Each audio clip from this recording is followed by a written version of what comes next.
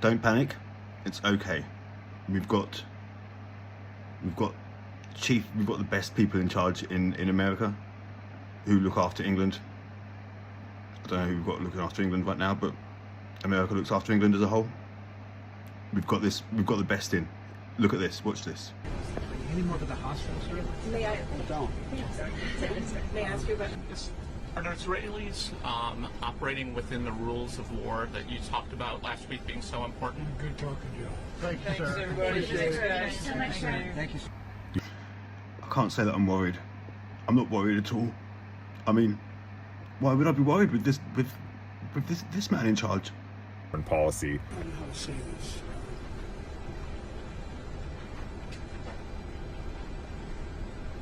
Virtually every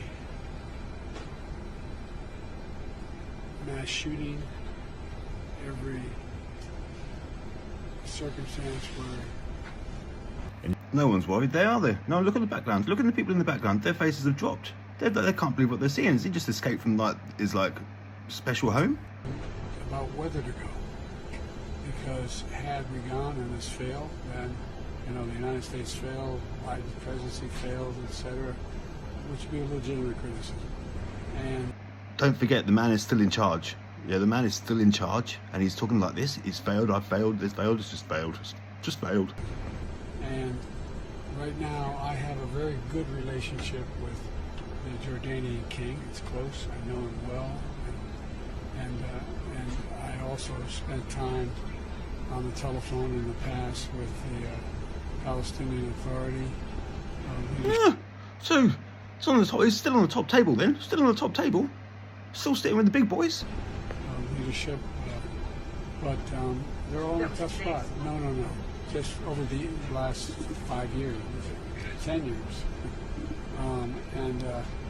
but we're putting all of them in a tough situation if we didn't get this done. And so it had to be, in my view, we either took all the blame or not put anybody else on the spot. You've got to give him credit, yeah. Got to give him credit. Look, he's owning his shit. He's owning his shit. Next level. Spot, or get it done. And I thought it was worth taking the chance to get it done. So you talked to Sisi for quite a long time to work this out. Was he reluctant to do this? He was completely cooperative. Okay. I've had a decent relationship with him. He's got his own problems on other issues. He's got his entire border. There's wars going on every side of this country. So he was, I've known him a while. He was, fair to say, very cooperative. I mean, there was no, I thought I'd have to spend more time trying to convince him on the timing, but he still stepped up. And as did Bibi, and I was, as you well, they probably told you. Now, you've got another 10 minutes of this shit, right? But if that was your dad, if that was your granddad, surely you'd be saying to him, come on, Pops, come on, Granddad, time to retire now. Just give it a break, just give it a break. So why is no one telling the bloke? Why are they letting him just fucking make himself look stupid like this? Well, they probably told you I was very blunt with the Israelis. Because look, Israel has been badly victimized, but the truth is that if they have an opportunity to relieve suffering of people who have nowhere to go, they're going to be, it's what they should do. And if they don't, they'll be held accountable in ways that may be unfair, but that's what we should.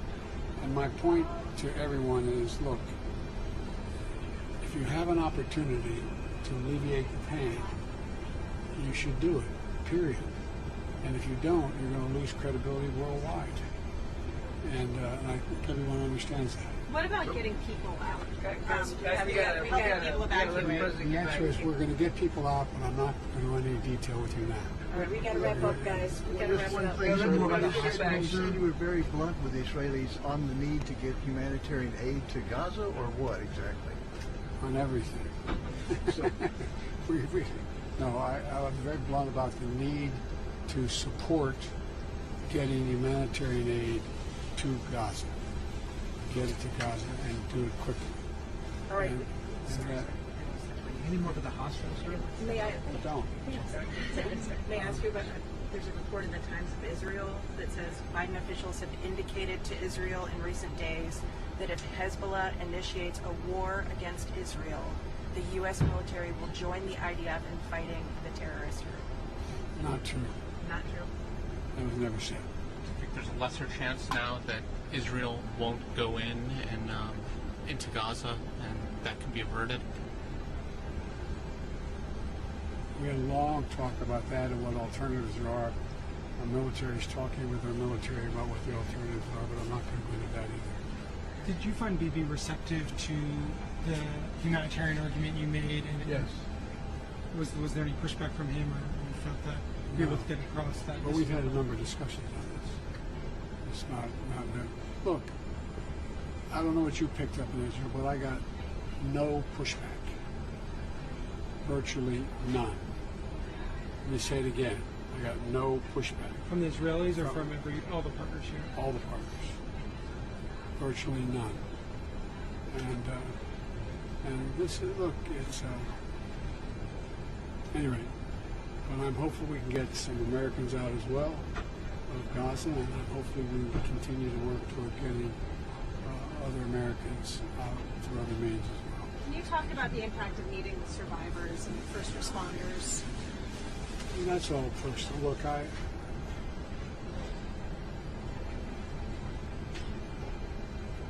spent an hour and a half about 17 or 18 before. I spent with them, and I don't know how to say this.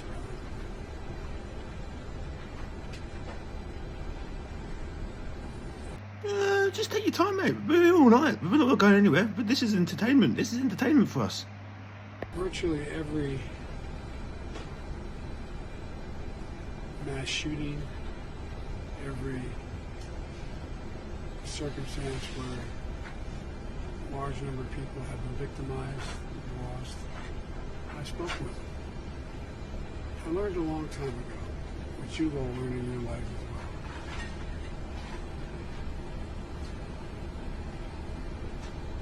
When someone's going through something that is beyond their comprehension, that they ever thought they'd have to go through,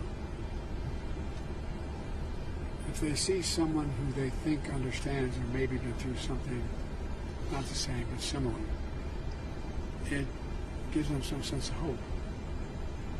And I always get criticized sometimes by my staff because when I go to these events, I stay for 3 and 4 hours and answer all their questions. But it matters. It matters a lot. And look, I'm talking, some of you have gone through a hell of a lot more than I've gone through, and a lot more than other people have gone through, and you understand. So it's just people are looking for just something to grab, something that gives them some sense of hope, and that's, if I can do a little bit of that, then it's, it's worth doing. It was done for me, so.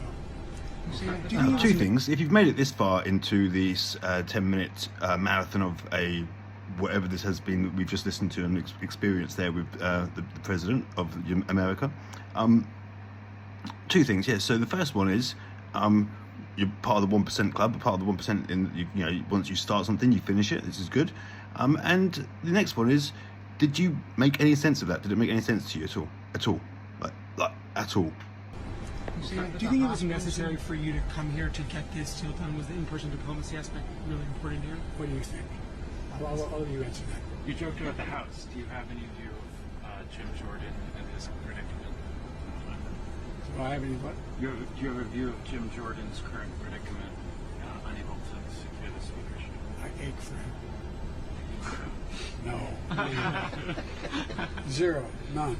Mr. President? How about the hospital, sir? People all over the region are upset about the hospital and don't necessarily believe you or the Israelis that they didn't have anything to do with it. Do you have a message to the people in the streets right now? Well, I can understand why in this circumstance they wouldn't believe. I can understand that. But I would not, you notice I don't say things like that unless I have faith in the source from which I've gotten it. Our Defense Department says it's highly unlikely that it was Israelis, but if a different footprint, and they've intercepted some anyway. So that's why, if you notice, I didn't say it first. I wanted to make sure that I knew. And look. Look. No, look. No, what? Literally, what is he looking at? Look. And I'm not suggesting that Hamas deliberately did it either. It's that old thing, gotta learn how to shoot straight. And it's not the first time Hamas has launched something that didn't function very well. So I don't know all the detail, but I do know the people at the Defense Department who I respect, and the intelligence community that I respect. It's highly improbable that Israel did that. Mr. President, are the Israelis operating within the rules of war that you talked about last week being so important? Good talking to you. Thank you, sir. Appreciate it. Thank you, sir. Appreciate it. Now, what you've just experienced here is a genuine old man that is in charge of a big country, and nuclear bombs as well. Other than that, he's a bumbling. Should he be in charge? I mean, I'm not being funny. Well, who have we got? Gordon Blair, like Tony Blair. Is it just, I don't know who we've got. I don't know, but they're all the same, aren't they? They're all the same, and ultimately, he's going to be put down soon. I reckon he'll be decapitated. I think what you've also experienced since the start of this is me crying. I'm so sad for the president. No, I'm coming down with the cold. If by any chance you've enjoyed this content, or the part of it you watched, or you mildly entertained or supported by any of the work that I do, feel free to give us a like, give us a share, give us a subscribe. Is that what it is? But yeah, just to go tick the box, and hopefully we can keep entertaining you.